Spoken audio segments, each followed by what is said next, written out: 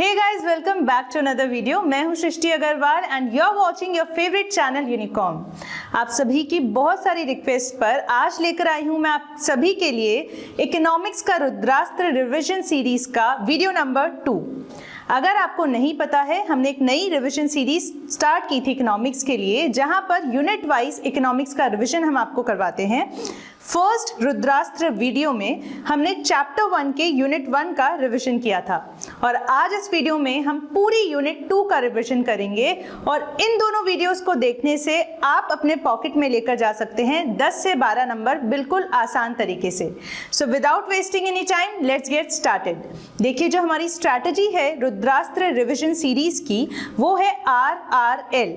It means revise, repeat and learn. सबसे पहले मैं आपको रिवीजन करवाऊंगी, फास्ट ट्रैक रिवीजन करेंगे हम। उसके बाद वीडियो में ही साथ साथ हम इस तरीके से चीज़ों को बार बार रिपीट करेंगे ताकि यहीं पर आपको वो चीज़ें याद हो जाएं।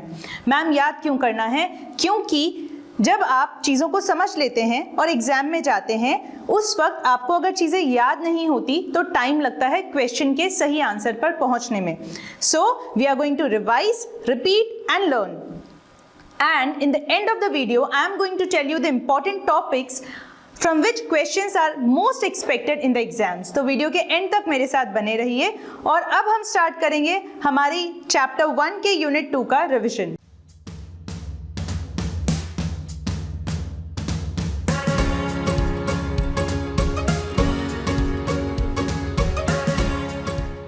देखिए, सबसे पहली चीज कहां से स्टार्ट होती है हमारी unit 2? Basic problems of an economy. देश चाहे छोटा हो या बड़ा, पतला हो या मोटा, डेवलप्ड हो या डेवलपिंग या फिर under developing, China, Cuba, Pakistan, India, US, हर एक देश ऐसा है जहां पर कोई ना कोई इकोनॉमिक प्रॉब्लम आपको मिलेगा ही मिलेगा। जैसे अंबानी जी के घर पर भी, उनको भी बिजनेस के लिए पैसा कम पड़ता है, लोन लेना पड़ता है। ठीक है, तो अगर वो आपसे एग्जाम में क्वेश्चन पूछता है that which type of economy does not face any central problem or any economic problem, then you would say none of the economy. ऐसा कोई देश नहीं है, चाहे छोटा चाहे बड़ा, जो इकोनॉमिक प्रॉब्लम फेस नहीं करता हो। अब बात आती है, ये इकोनॉमिक प्रॉब्लम होती कौन सी है? मैंने आपको यूनिट 1 में बताया था कि हमारे जो रिसोर्सेज हैं वो होते हैं लिमिटेड, स्कैर्स, फाइनाइट, और वांट्स कैसे होते हैं? Unlimited, infinite. यही है बेसिक इकोनॉमिक प्रॉब्लम। इनफैक्ट हमारी भी यही दिक्कत होती है, हम चाहते सब कुछ है पर हमारे पास रिसोर्सेज, टाइम, मनी कम होता है। So this is the basic economic problem. What? Scarcity of resources in relation to the wants. अब देखिए, इसी बेसिक इकोनॉमिक प्रॉब्लम को 4 पार्ट्स में डिवाइड किया और उन्हें बोल दिया 4 सेंट्रल इकोनॉमिक प्रॉब्लम्स और 4 प्रॉब्लम्स ऑफ एनी इकोनॉमी। क्या है ये? What to produce, how to produce, for whom to produce, and what provisions are to be made for future economic growth. याद कैसे करोगे? अपनी मातृभाषा में अगर आप अपनी मदर टंग में चीज़ों को याद रखने की थोड़ी कोशिश करो तो बहुत आसान हो जाता है काम। मैंने आपको लाइव बैच में भी बताया था how you will remember this. क्या बनाना है, किसके लिए बनाना है, कैसे बनाना है, लेबर ज़्यादा यूज़ करोगे या मशीन ज़्यादा यूज़ करोगे। और ऐसा भी नहीं हो सकता ना कि सभी कुछ अभी यूज़ कर लो तो फ्यूचर वाली जनरेशन जो आएगी उनके लिए सोसाइटी में क्या छोड़कर जाएंगे हम। सो क्या बनाना है, कैसे बनाना है, किसके लिए बनाना है, फॉर होम टू प्रोड्यूस, और फ्यूचर के लिए आपको थोड़ी ग्रोथ के लिए प्रोविजंस छोड़ने हैं। सो ये 4 बेसिक सवाल होते हैं। क्वेश्चन नंबर 29 आपके मॉड्यूल में इसी पर बेस्ड है, उस क्वेश्चन को आप देखेंगे और जरूर सॉल्व करेंगे वीडियो के बाद। So these were the 4 basic central problems of any economy. अब देखो, एक छोटा सा टर्म दिया है आपके मॉड्यूल में, इकोनॉमिक सिस्टम। क्या है ये? जो भी अरेंजमेंट हम करते हैं, जितनी भी हम तैयारियां करते हैं, जो भी गुड्स एंड सर्विसेज हमने प्रोड्यूस किए, उनके प्रोडक्शन और उनको पहुंचाने के लिए सही जगह पर, यानी प्रोडक्शन और डिस्ट्रीब्यूशन के लिए whatever arrangements are made, उसे हम कहते हैं economic system. So it means, as you can see on the screen, the sum total of all the arrangements made for the production and the distribution of all goods and services is known as economic system. अब यही economic systems 3 types के होते हैं। Capitalistic, socialistic और mixed economy. ठीक है, तो देखिए यही जो 3 सिस्टम्स होते हैं ये होते हैं 3 इकोनॉमिक सिस्टम्स और the 3 types of economies, capitalistic, socialistic and the mixed economy. अब एग्जाम पर्सपेक्टिव से ये टॉपिक बहुत ज़्यादा इंपॉर्टेंट है। क्वेश्चंस कहाँ से आएंगे? तीनों सिस्टम्स के आपको फीचर्स पता होने चाहिए, एडवांटेजेस और डिसएडवांटेजेस, बहुत बहुत इंपॉर्टेंट है। इसलिए फुल फोकस, फुल जोश और पूरी एनर्जी के साथ आप बिल्कुल ध्यान से मेरी बातों को सुनेंगे एंड आई प्रॉमिस यू आपको एग्जाम में बहुत मदद मिलेगी। तो देखिए, फर्स्ट सिस्टम कैपिटलिज्म। कैपिटलिज्म क्या आता है? कैपिटल यानी पैसा। तो 4 पीस आपको याद करने हैं, जैसे आप स्क्रीन पे भी देख सकते हैं। फर्स्ट पी इज पैसा। कैपिटलिज्म का मतलब ही पैसा है, पैसा ही इस इकोनॉमी का आधार होता है। सेकेंड इज प्राइवेट ओनरशिप और private property. Third, price mechanism और market mechanism. What is price mechanism? The forces of demand and supply is known as price mechanism. सब कुछ, जितनी भी डिसीजन मेकिंग होती है, जैसे आपके घर में डिसीजन मेकिंग कौन करता होगा? मम्मा या पापा। ऐसे ही कैपिटलिज्म के मम्मा पापा कौन होते हैं? Price mechanism. जो डिमांड और सप्लाई के फोर्सेस हैं वो डिसाइड करेंगे सारी चीजें। ठीक है, and the fourth is profit motive. 4 P's हमने बोले, वापस से रिपीट करेंगे। पैसा, profit motive, private ownership and price mechanism. So these are the 4 P's of capitalism. और देखो 2 सी आपको याद रखने हैं। Consumer choice, consumer is the king, consumer is sovereign. Sovereign का मतलब होता है सुप्रीम। तो कंज्यूमर कैपिटलिज्म में किंग होता है। कंज्यूमर ही डिसाइड करता है कितना बनेगा, क्या बनेगा अल्टीमेटली। देखो, कंज्यूमर जो चीज की डिमांड करेगा, जैसे अभी मास्क की बहुत ज्यादा डिमांड हो रही है ना, तो प्रोड्यूसर्स क्या करेंगे? वही चीज बनाएंगे। सो अल्टीमेटली कैपिटलिज्म में कंज्यूमर डिसाइड करता है what is to be produced. So consumer is the king. Second C is competition. बहुत ज्यादा गहरा कंपटीशन होता है कैपिटलिज्म में। ठीक है, so then you are left with 2-3 more features, और वो क्या है? Freedom of choice and freedom of enterprise. Freedom of choice का मतलब आपको बहुत सारी चॉइसेस मिलती है। आपको, अगर आप मास्क की बात करें, कॉटन मास्क आ रहे हैं, फिर सर्जिकल मास्क आ रहे हैं, N95, N99, अलग अलग मास्क हैं, तो कितनी सारी चॉइसेस मिल रही है ना आपको। सो कैपिटलिज्म में ऐसा ही होता है, कंज्यूमर को बहुत वाइड रेंज ऑफ चॉइसेस मिलती है। और एक और फ्रीडम होता है, freedom of enterprise. It means economic activity जो चाहें आप वो प्रोड्यूस कर सकते हैं, जितना चाहें कर सकते हैं, और जहां चाहे वहां आप काम कर सकते हैं। So these were the features of capitalism. और एक लास्ट छोटी सी बात, गवर्नमेंट का कंट्रोल बहुत बहुत कम होता है, ना के बराबर होता है। तो अब देखिए, हम जल्दी से कैपिटलिज्म के 9 फीचर्स जो हमने अभी पढ़े उनको रिवाइज करते हैं। There were 4 piece. फर्स्ट पैसा, सेकंड प्राइवेट ओनरशिप और private property, third price mechanism और market mechanism, fourth profit motive.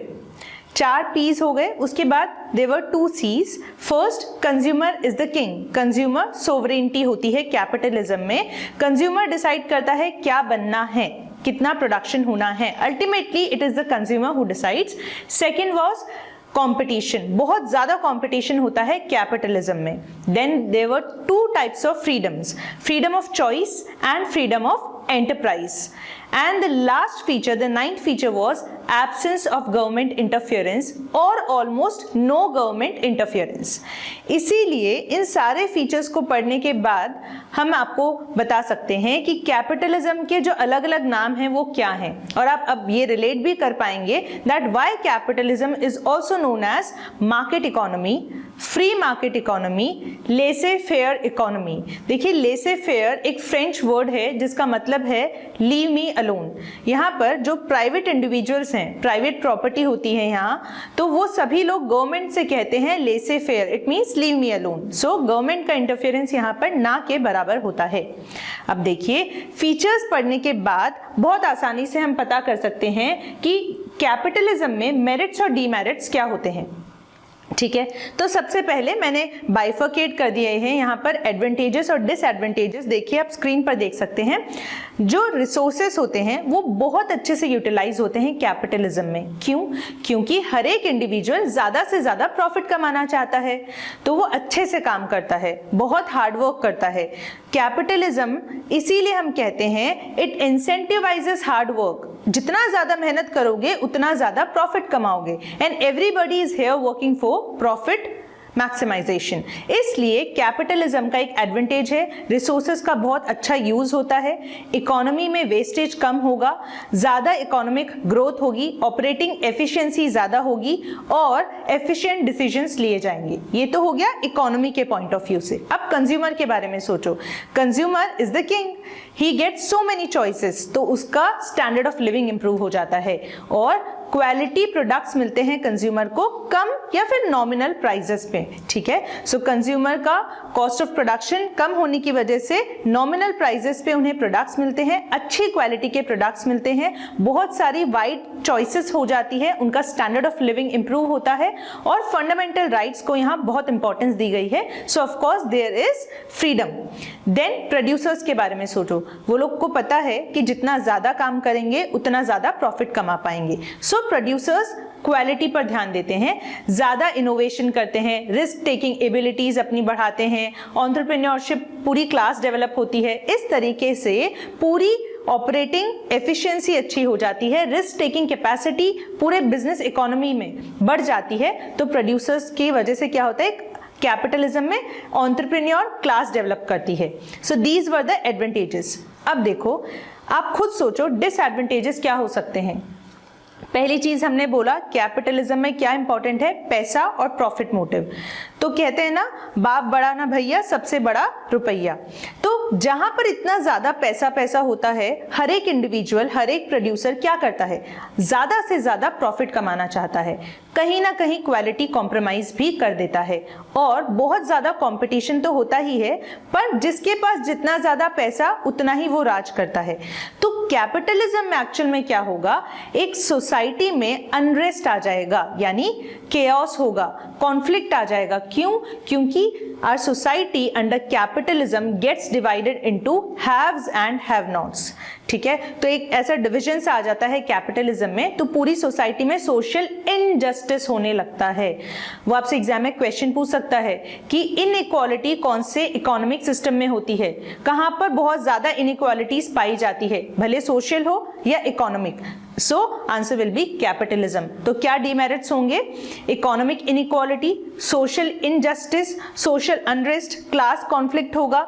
Human welfare को आप कह सकते हैं कि कहीं ना कहीं इग्नोर किया जाता है। कैसे?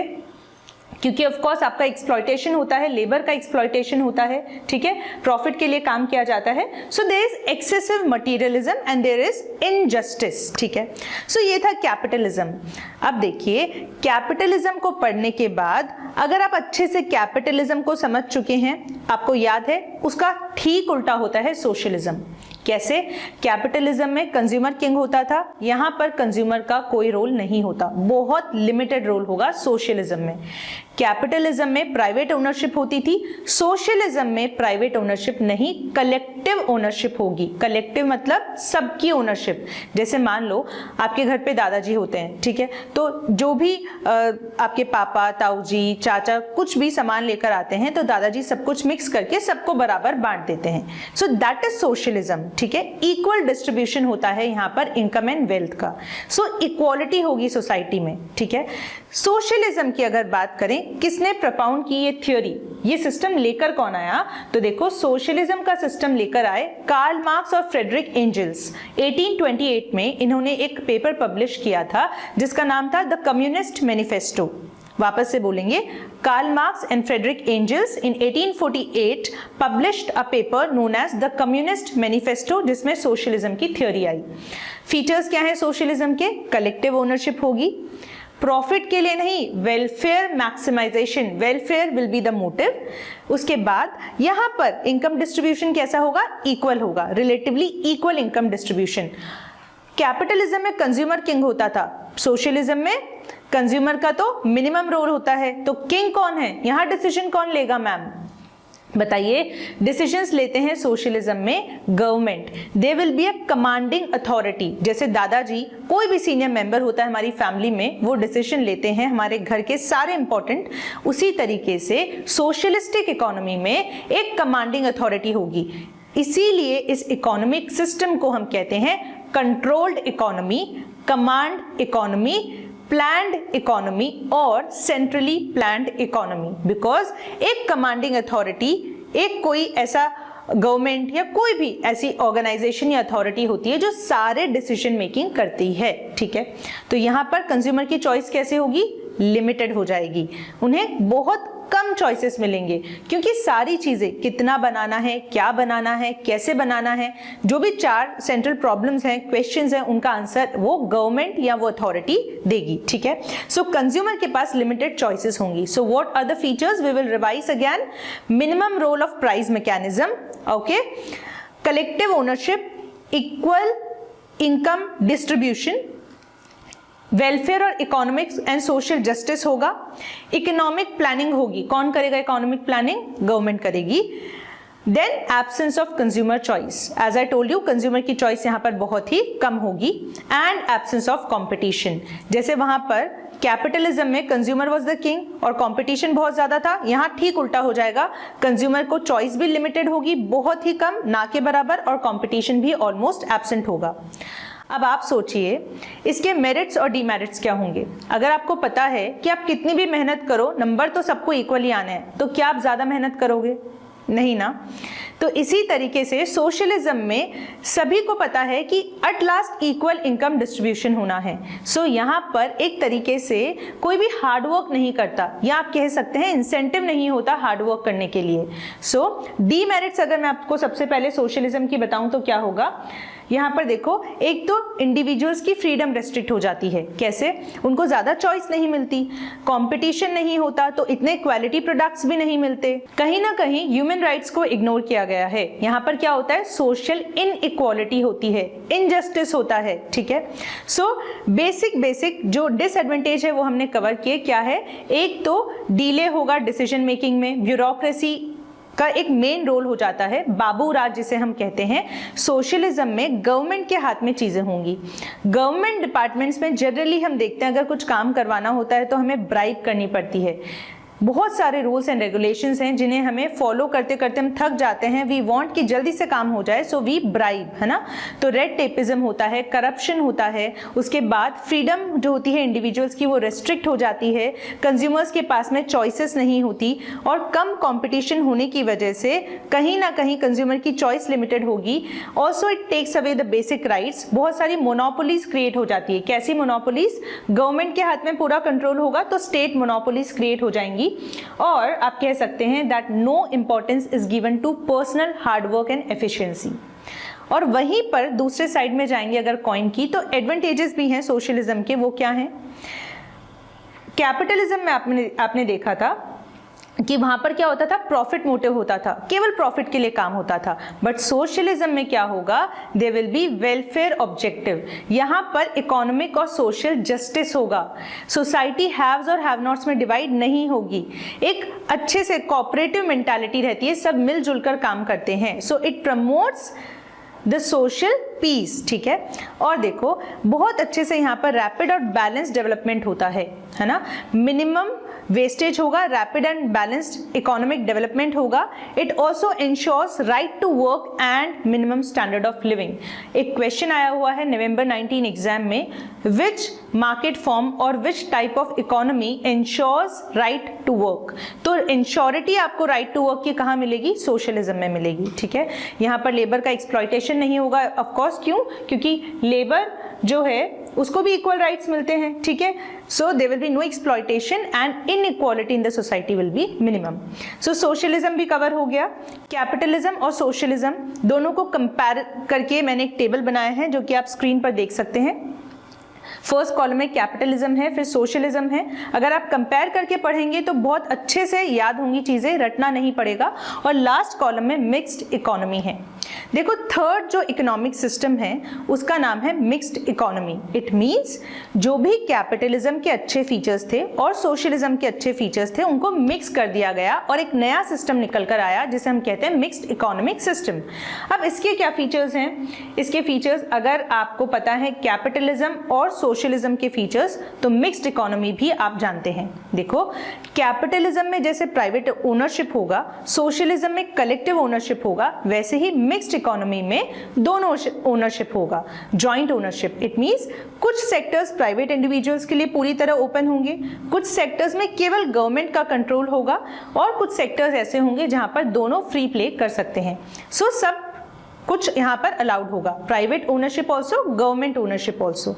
उसके बाद जनरली ये कोशिश की जाती है कि जहां पर भी गवर्नमेंट को लगता है कि कुछ गड़बड़ है या वेलफेयर नहीं हो पा रहा लोगों का, तो government always comes in between, government takes the decisions, ठीक है। सो कंपैरेटिवली अगर आप मिक्स्ड इकोनॉमी को देखें तो यहाँ पर greater economic and social justice होता है। ऑलराइट, कंज्यूमर को सोवरेनिटी भी होती है, फ्रीडम भी दी जाती है और कई बार फ्रीडम नहीं भी दी जाती। So it is a mixture, a perfect mixture of capitalism and socialism.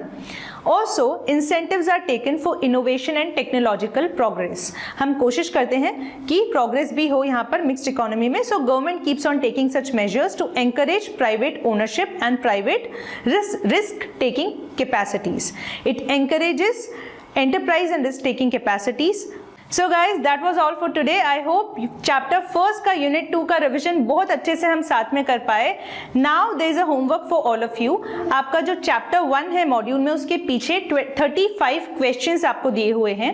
इस वीडियो को देखने के बाद आप पूरे सारे 35 क्वेश्चंस को सॉल्व करेंगे एक टाइमर लगाकर.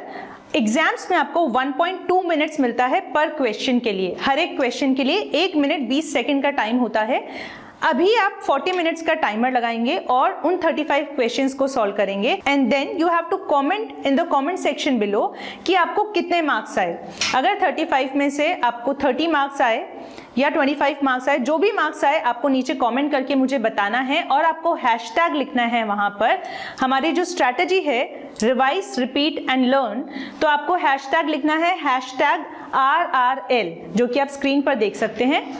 So you have to write hashtag RRL Unicom so that I can know, हमें आपके कमेंट से ही पता चलता है कि आपको वीडियोस पसंद आ रहे हैं या नहीं. So you have to use this hashtag and also you have to tell me कि आपको कितने मार्क्स आए 35 क्वेश्चंस जो आप सॉल्व करेंगे उसमें. अगर आप चाहते हैं कि मैं रुद्रास्त्र का नेक्स्ट रिविजन लेके आऊं जिसमें हम चैप्टर 2 रिवाइज करेंगे, तो you have to hit the like button to a maximum number. 1000 likes का टारगेट मैं आपको दे रही हूं. जैसे ही 1000 लाइक्स हिट होंगे वैसे ही मैं चैप्टर 2 का रुद्रास्त्र रिविजन सीरीज का वीडियो आपके लिए लेकर आऊंगी. So I have given you a homework. और अगर आपको वीडियो अच्छा लगा, आप चाहते हैं मैं नेक्स्ट वीडियो लाऊं, so you have to hit the like button and comment below in the comment section. So that was all for today guys. Study well, बहुत अच्छे से मन लगाकर रिविजन कीजिए और यूनिकॉम के साथ यूं ही बने रहिए. Thank you.